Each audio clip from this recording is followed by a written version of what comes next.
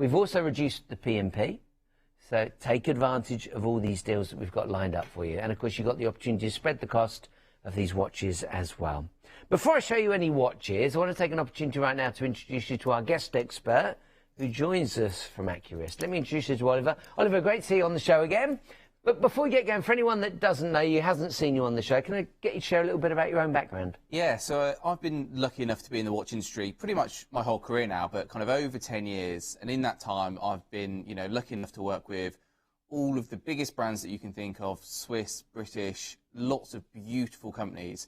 And about three and a half years ago, I joined Accurist, and I'm really proud to have joined Accurist with such an amazing British heritage. It was a brand that I really liked and admired. Yeah, we kind of grew up with them, haven't we?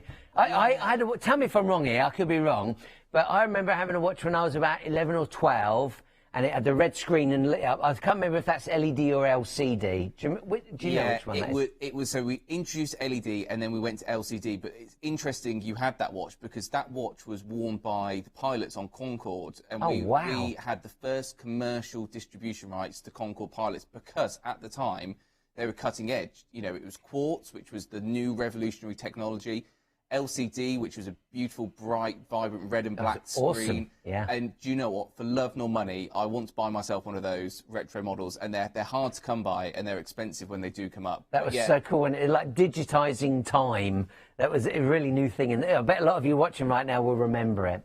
So let's just share a little bit about Accurist. Yeah, you'll have to stop me when we're running out of time. But just, 75 years of being British-owned, British-run, British-designed, and in that time we really have been, as I said, just at the heart of British culture and watchmaking technology.